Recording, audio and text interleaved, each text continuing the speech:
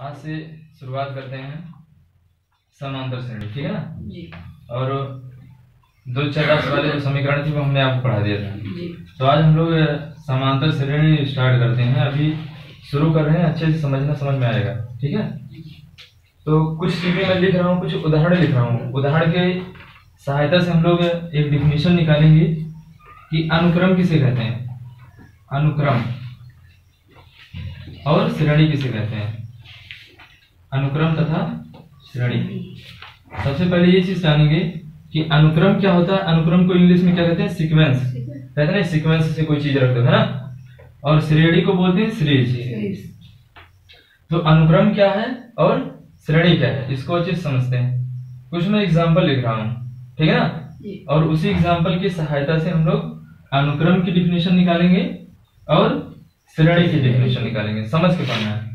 जैसे मैं लिख दिया, एक एग्जाम्पल लिख रहा हूँ 1 3 5 7 अप टू डॉट डॉट, है ना।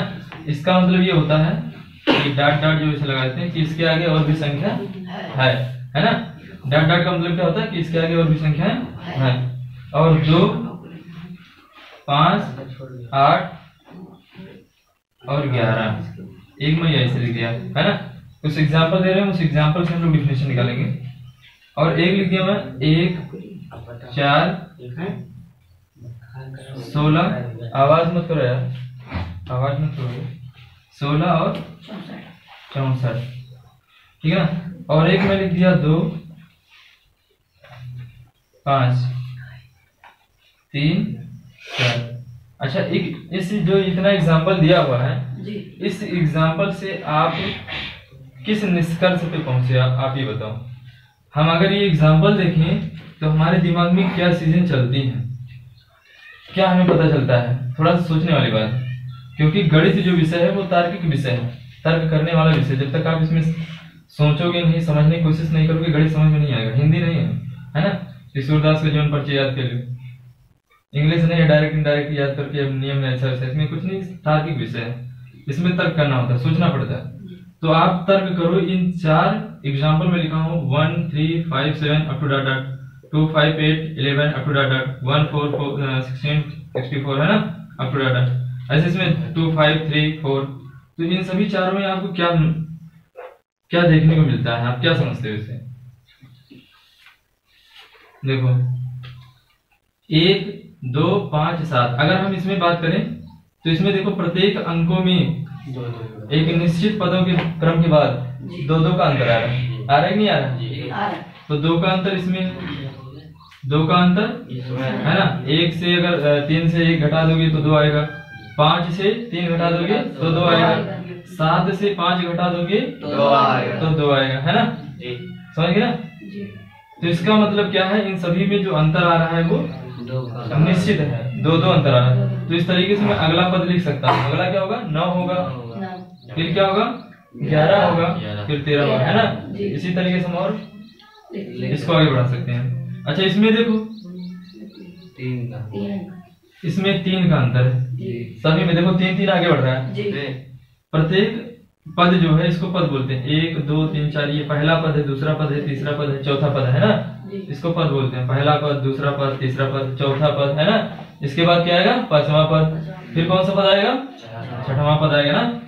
तो इसमें देखो प्रत्येक पद में देखो, पहले पद से जो दूसरा पद है वो 3 अधिक है, दूसरे पद से जो तीसरा पद है वो 3 अधिक है, चौथा पद जो है वो तीसरे पद से 3 अधिक है। इसके आगे मैं लिख सकता हूँ, है ना, लिख सकता हूँ, नहीं लिख सकता, समझ में ना। अच्छा, इसमें देखो क्या है, 1 है, 4 है, 16 है, 64 है। तो ये क्या है, इसमें देखो 1 का 4 गुना 4 होता है, 4 का 4 गुना 16, 16 का 4 गुना 64, 64 का 4 गुना 64 का 4 गुना निकाल सकते हो, 4 गुना करो, 4 4 16, 4 6 24 हो रहे, है ना। फिर इसका 4 गुना ऐसे करते चले जाओ तो बनता चला जाएगा। लेकिन इसमें देखो आप 2 3 5 4, इसमें कोई बन ही नहीं रहा, बनेगा कोई? नहीं। 2 का अंतर करोगे फिर भी नहीं आएगा, अंतर करोगे तो 3 आ जाएगा, इसका अंतर करोगे 2 आएगा, फिर 1 आ जाएगा। गुणा उड़ा वाला कोई नहीं लग ही नहीं रहा है ना, कोई गुणा वाला भी नियम नहीं है। तो इन सभी को बोलते हैं अनुक्रम। इसको क्या बोलेंगे? अनुक्रम। और ये अनुक्रम नहीं है। अब अनुक्रम समझ लेते हैं, परिभाषा क्या होती है अनुक्रम की, ठीक है ना। अनुक्रम की डेफिनेशन क्या होती है? संख्याओं का एक ऐसा समुच्चय। ये देखो, इस समुच्चय का मतलब जानते हैं? समुच्चय सुव्यवस्थित एवं सुसंगठित,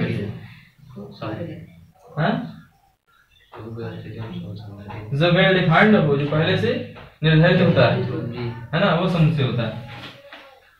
तो ये अगर इसको हम कहते तो ये एक समुच्चय बनना है, देखो है ना, ये एक समुच्चय होता है। समुच्चय कई होते हैं, रिक्त समुच्चय पढ़ा होगा, उप समुच्चय पढ़ा, बहुत सारे समुच्चय पढ़ेंगे, अब वो नहीं चलना है, आप समझ लीजिए समुच्चय है। संख्याओं का समुच्चय का मतलब है ना, जैसे एक टोकरी में सेब रख देते हैं तो उसमें सेब ही सेब रखा होता है, तो सेब का समुच्चय होता है। आम रख दें टोकरी में तो आम का समुच्चय होता है। तो ये संख्याओं का समुच्चय है, कई सारी संख्या इसमें। तो संख्याओं का एक ऐसा समुच्चय जिसमें प्रत्येक पद, देखो प्रत्येक, ये पहला पद, ये दूसरा पद, ये तीसरा पद, जिसमें प्रत्येक पद एक निश्चित क्रम में हो, प्रत्येक पद एक निश्चित क्रम में हो, उसको हम क्या कहते हैं? अनुक्रम कहते हैं। निश्चित क्रम में क्यों? क्योंकि ये 1 के बाद 3, 3 के बाद 5, 5 के बाद 7, 7 के बाद 9, तो 11, 13, 15, 16 यही तो बनेगा ना। एक निश्चित क्रम है कि इसके बाद ये आएगा, इसके बाद ये आएगा, पता रहेगा ना, इसके बाद ये आएगा, इसके बाद ये आएगा। इसमें भी पता है कि इसके बाद ये आएगा। मुझे ये भी पता है कि 11 के बाद 14 ही आएगा, मुझे ये भी पता है 14 के बाद 17 आएगा, क्योंकि इसका एक निश्चित क्रम है, इसीलिए इसको क्या बोलेंगे? अनुक्रम बोलेंगे। लेकिन इसको अनुक्रम नहीं बोलेंगे, क्योंकि इसका ये नहीं पता कि अगला पद क्या होगा। पता है अगला पद? नहीं पता है ना, तो ये क्या है? अनुक्रम नहीं है। आप समझ में अनुक्रम क्या होता है? अगर डिफिनेशन की बात किया जाए कि अनुक्रम की परिभाषा क्या होती है, तो उसको ऐसे लिखेंगे, संख्याओं का, लिख दे इसको कि रहने दे, संख्याओं का एक समुच्चय, संख्याओं का एक समुच्चय जिसको किसी निश्चित क्रम में लिखा गया हो। अभी वही तो बता, देखो निश्चित क्रम है ना, निश्चित का मतलब फिक्स है, इसके बाद ये आएगा, है ना। अब तुमको पता है 13 के बाद 15 ही आएगा, क्यों? क्योंकि सब में 2 का अंतर, तो अगला जो टर्म होगा उसमें भी 2 का अंतर होगा, तो इसलिए हमें पता है कि इसके बाद ये होगा। तो संख्याओं का एक समुच्चय जिसको किसी निश्चित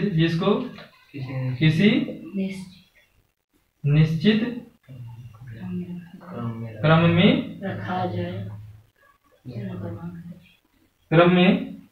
रखा गया हो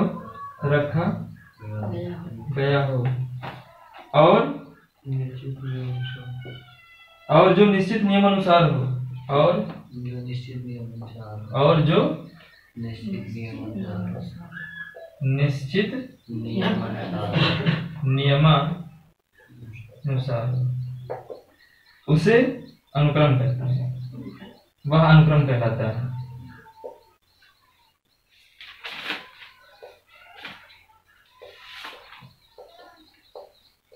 तो देखो इसमें कोई नई बात नहीं लिखा, वही जो बताया मैं लिखा। संख्याओं का एक ऐसा समुच्चय, ये संख्याओं का समुच्चय है जिसको किसी निश्चित क्रम में, देखो एक निश्चित क्रम में ही तो है जी, इसके बाद ये, और एक निश्चित नियमानुसार हो। निश्चित नियमानुसार भैया ये पता है कि इसके बाद यही आएगा, इसका यही नियम है जी, कि 13 के बाद 15 आएगा, इसका नियम है 2, 5, 8, 11, 14 के बाद 17 आएगा, इसका नियम 17 के बाद 20 आएगा, 20 के बाद 23 आएगा, एक निश्चित नियम। तो इसको क्या बोलते हैं? अनुक्रम। अब बताओ अनुक्रम क्या हुआ, समझ में आ गया अनुक्रम क्या होता है? अब नंबर आता है किसका? श्रेणी का। कि श्रेणी क्या होता है, श्रेणी को समझ लेते हैं अच्छे से कि श्रेणी किसे कहते हैं, मिटा इसको। अब यही जो अनुक्रम होता है, जैसे अभी लिखा हुआ था आपका, पहला पद लिखा हुआ था 1, 3, 5 और 7, है ना जी। इसके बाद डॉट डॉट लगाते, तो इसको बोलते हैं अनुक्रम के पद। अनुक्रम का पद यानी ये पहला पद है, ये दूसरा पद है, ये तीसरा पद है, और ये चौथा। अब यही जो श्रेणी के जो अनुक्रम के पद हैं, यही अनुक्रम के पद अगर किसी निश्चित चिन्ह द्वारा जुड़ जाते हैं, है ना, जुड़ जाते हैं या घट जाते हैं, तो उसी को हम क्या कहते हैं? उसको श्रेणी बोल देंगे। क्या बोलेंगे उसको? श्रेणी। अब जैसे ऐसे लिख दिए 1 + 3 + 5 + 7 प्लस अप टू डेट, तो इसको क्या बोलेंगे?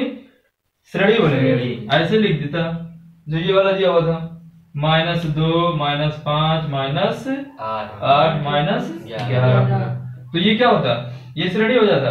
लेकिन यही जब माइनस ना लगा करके ऐसे कॉमा होता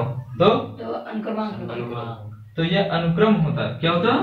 अनुक्रम। और ऐसे लिख दिया तो श्रेणी हो गया। अब समझ में? श्रेणी जो होता है वो एक निश्चित चिन्ह के द्वारा जुड़ा होगा, चाहे वो पॉजिटिव से या नेगेटिव से जुड़ा होगा। अच्छा ये बताओ श्रेणी है कि नहीं है?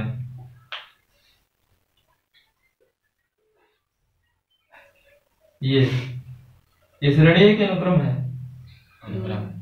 ये श्रेणी के अनुक्रम है। अब ये कॉमा लगा दिया ना, तो इसका मतलब ये जुड़ा। जैसे मैं लिख दिया 3, 4, 5, तो ये श्रेणी नहीं, अनुक्रम होगा। इसका मतलब ये एक अलग पद है, इसका मतलब ये अलग पद है, इसका मतलब ये अलग पद है। और जब ऐसे कर दिया तो सभी पद क्या हो गए? जुड़ गए, तो ये श्रेणी बन गया। तो ये श्रेणी नहीं है, ये अनुक्रम। कोई दिक्कत नहीं? अब समझ में आ गया कि श्रेणी क्या होता है, अनुक्रम क्या होता है? ये हमें केवल बेसिक समझना था थोड़ा सा। अब इसके आगे हम लोग समझते हैं कि समांतर श्रेणी क्या है। ये इसको हमें पढ़ना है। इंग्लिश में बोलते हैं इसको अरिथमेटिक प्रोग्रेशन, है ना। इंटर में पहले ये चीजें थी, पहले इंटर में पढ़ाया जाता था। 3 श्रेणियां पढ़नी रहती थी इंटर में, जेपी, एपी, है ना। और एक होता था वो हरात्मक श्रेणी होता है, एचपी, है ना। हरात्मक श्रेणी, समांतर श्रेणी और गुणोत्तर श्रेणी, तीनों पढ़ना रहता है। लेकिन आप में केवल और केवल समांतर श्रेणी पढ़ना है। तो समांतर श्रेणी की परिभाषा लिखवा दे रहे हैं आपको कि समांतर श्रेणी क्या किसे कहते हैं।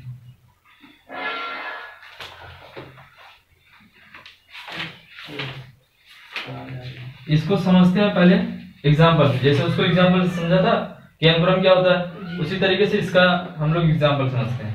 1-2 एग्जाम्पल मैं लिख रहा हूँ और आप दिमाग लगा के सोचिए कि तर्क करिए कि कैसी श्रेणी बनेगी। मैं लिख दिया 1, 3, 5, 7, 9।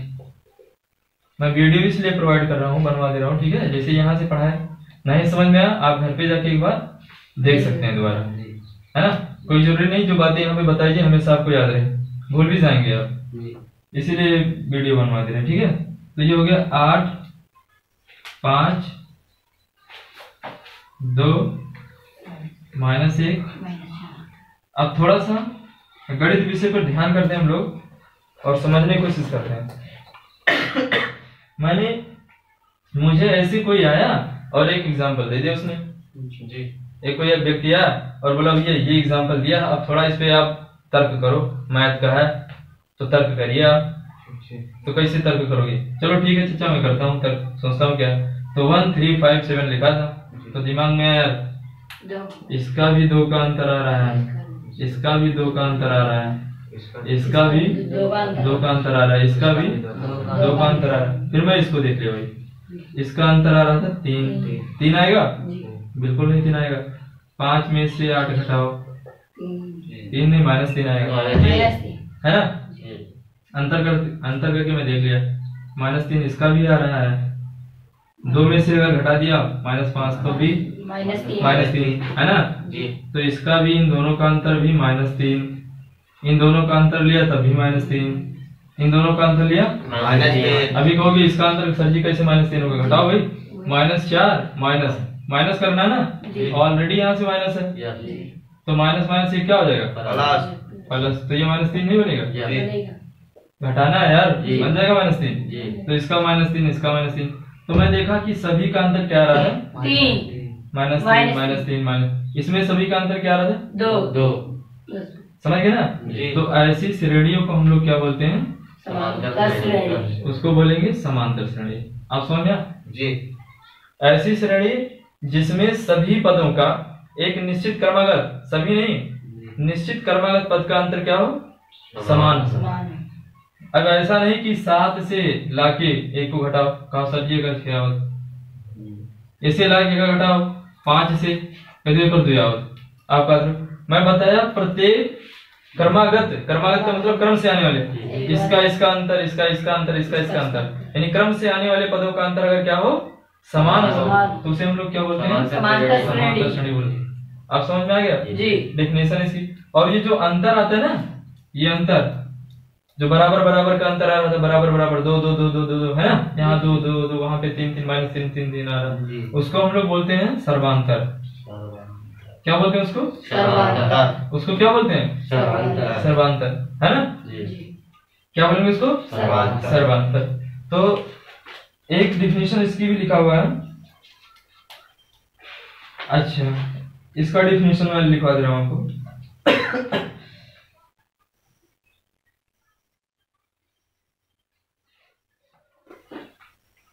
सर्वांतर समझ में आया? सर्वांतर क्या होता है, वही देखो 2 2 आ रहा था ना, 2 2 2, इसका मतलब 2 क्या है, नियत है, बदलता नहीं, कभी 3 कभी 4 कभी 5 नहीं होता, केवल एक ही आएगा, तो उसको नियत बोलते हैं या सर्वांतर बोलते हैं। इंग्लिश में बोलते हैं कॉमन डिफरेंस।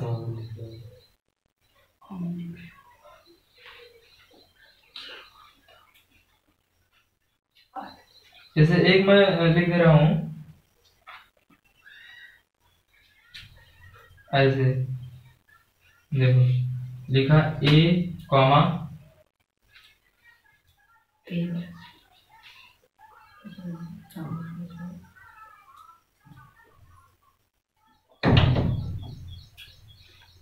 ठीक है जी, ऐसे मैं एक श्रेणी लिख दिया। इसको ध्यान से समझो, समझने की कोशिश करो। देखो इसका जब अंतर लोगे तो क्या बचेगा, D बचेगा जी। अरे भैया ऐसे इसको घटा दो ना जी। A प्लस B से क्या घटाना है, A, तो क्या बच जाएगा, D। इससे इसको घटा दो, A प्लस 2D से घटाना क्या है, A प्लस D, तो A से A घटेगा तो 0 हो जाएगा, 2D में से D घटेगा तो कितना बचेगा, D। यानी इसका भी अंतर क्या आ रहा था, इसका अंतर D, इसका अंतर लोगे तो क्या आएगा, D आएगा ना। तो अब हमें पता है इसके बाद इसका अगला पद क्या होगा, इसका अगला पद वही होगा जिसको घटाने पे अंतर क्या है, D आएगा। तो क्या हो जाएगा, A प्लस 4D। आखिर घटाओगे तो आया नहीं है, D आ जाएगा, D ना। तो इसका मतलब अगर हमें सर्वांतर पता हो तो हम श्रेणी बनाते चले जाएंगे, है ना। अगर सर्वांतर पता हो तो श्रेणी बनाते चले जाएंगे। उसमें सर्वांतर क्या करना है, जोड़ते जाना श्रेणी बनती चली जाएगी। हमें अगला पद निकलना है तो सर्वांतर जोड़ दिए, जैसे 1 3 5 7 श्रेणी बनाना है तो सर्वांतर कितना है, 2। सर्वांतर का मतलब 2 क्रमागत पदों का अंतर ना, तो कितना है, 2। इसका भी 2, इसका भी 2। अब 2 पता है तो 2 इसमें जोड़ दो, तो 7 2 9, फिर 9 में 2 जोड़ दो 11, है ना। पता हो तो जोड़ते चले जाओगे, श्रेणी बनती चली जाएगी। अब समझ में आया समांतर श्रेणी क्या होता है। एक लाइन में उसकी डिफिनेशन लिख लो, लिखवा दे रहे हैं आप, जाके लिख लीजिए घर पे, ठीक है। नहीं बोर्ड पे मैं लिख रहा हूँ ना, आप घर पे जाइएगा और देख के उतार लीजिएगा। यहाँ केवल समझने वाला काम करो। तो एक डिफिनेशन इसकी लिख रहा हूं मैं,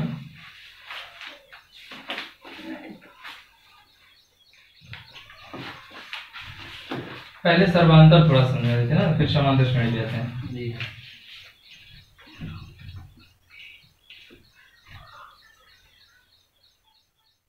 अच्छा चलो वही पहले बता देते हैं, समांतर श्रेणी बता देते हैं।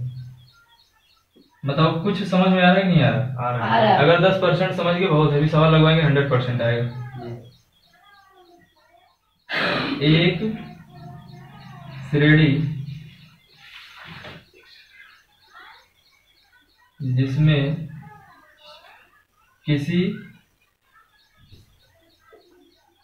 किसी पद और उसके, मैं डेफिनेशन खुद से बना के लिखवा सकता हूँ, लेकिन बुक पढ़ोगे बुक से, इसलिए बुक वाला बता दे रहे ना। वैसे तो डेफिनेशन खुद से बना के लिख सकते हो इसका।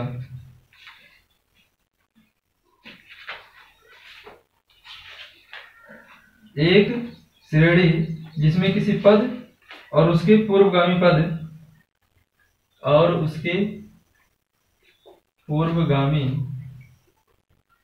पद का अंतर का अंतर समस्त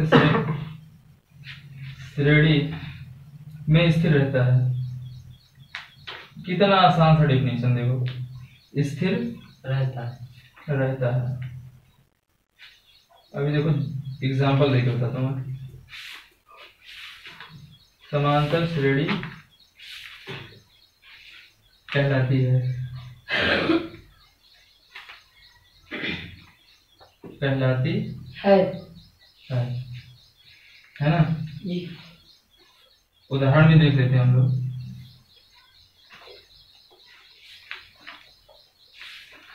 उदाहरण में लिख दिया 1 3 5 7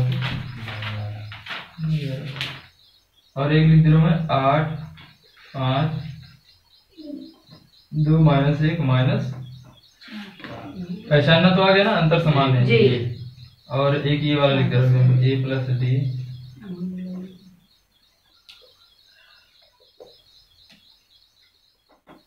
ठीक है,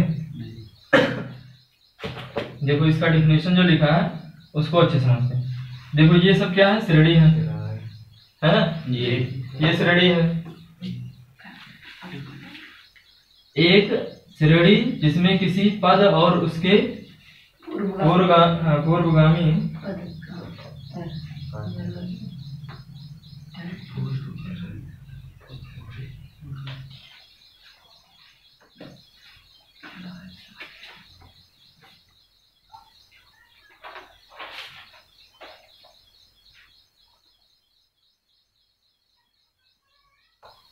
अच्छा, एक क्वेश्चन आपके दिमाग में आएगा, कहोगे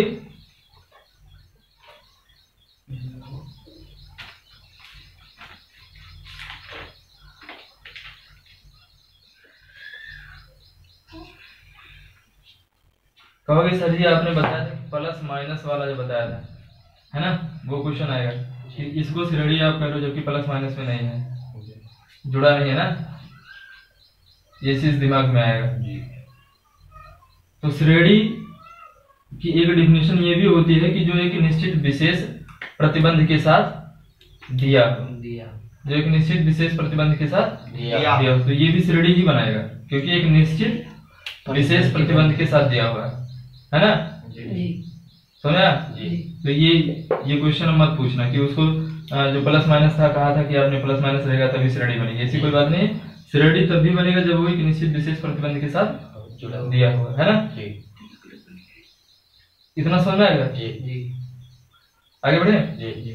अब देखो मैं डिफिनीशन इसका क्या बताया, एक श्रेणी जिसमें किसी पद और उसके पूर्वगामी पद का अंतर, पूर्वगामी का मतलब उसके पूर्व, देखो ये श्रेणी है मान लो जी, तो 3 का पूर्वगामी, पूर्व का मतलब पहले वाला पद, तो पहले वाला पद क्या हो जाएगा 5 का पूर्वगामी पद क्या होगा 3, 7 का पूर्वगामी पद 5, 9 का पूर्वगामी पद 7, समझ गए ना जी। तो वही कह रहा है एक श्रेणी, देखो ये श्रेणी लिखा हुआ है ना जी। अब कहा है जिसमें किसी पद और उसके पूर्वगामी का, मालूम है ये वाला पद ले लिया 7, तो इसका पूर्वगामी पद क्या है 5, तो इसका अंतर कितना हो जाएगा 2। तो किसी एक पद और उस पद के पूर्वगामी पद का अंतर समस्त श्रेणी में स्थिर रहता है, पूरे श्रेणी में देखो स्थिर है, 2 यहाँ भी 2 यहाँ भी 2 यहाँ भी, सब में हो जाएगा जी। तो इसलिए वो क्या बन जाएगा समांतर श्रेणी बन जाएगा, समझ गए ना जी। बोलो भाई जी। पूर्वगामी का मतलब जो मेन पद, जैसे एक कोई पद लिया उसके पहले वाला जी, तो जो पूर्वगामी पद होता है, जैसे 7 का पूर्वगामी पद 5 का 3, तो पूर्व का जो कोई एक पद ले और पूर्वगामी पद का अगर दोनों का क्या करते हैं अंतर, तो वो हर एक श्रेणी में हर एक जगह पर क्या रहता है स्थिर रहता है। समझ में आ गया जी सर। अच्छा, सर्वांतर क्या होता है ये समझ लेते हैं थोड़ा सा। सर्वांतर क्या होता है ना, किन्हीं 2 कर्मागत समांतर श्रेणी के किन्हीं 2 कर्मागत, समझ गए ना, समांतर श्रेणी के किन्हीं 2 कर्मागत पदों का अंतर क्या कहलाता है सर्वांतर कहलाता है ना। जैसे पहला पद A1, दूसरा पद A2, तीसरा पद A3। अगर पहला पद यदि A2 A3 A2 A1 A2 A3 A4 up to dot dot समांतर श्रेणी के पद हों,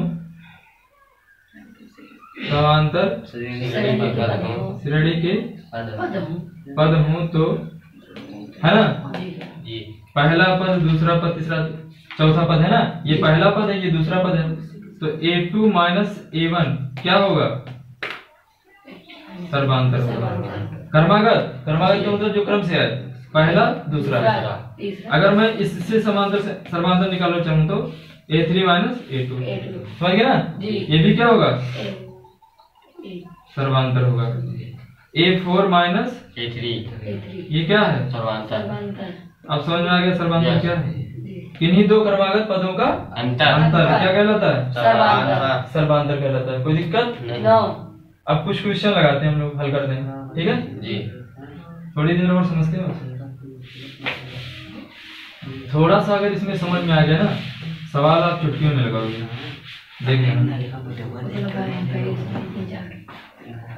देखो पहचानने के लिए दे दिया है, या कल पढ़ा इसके आगे, कल ही रहने देता, ठीक है क्वेश्चन कल करवाएंगे, आज इन लोगों को पढ़ा देंगे इंटर वालों को, ठीक कल न्यूमेरिकल करवाते हैं।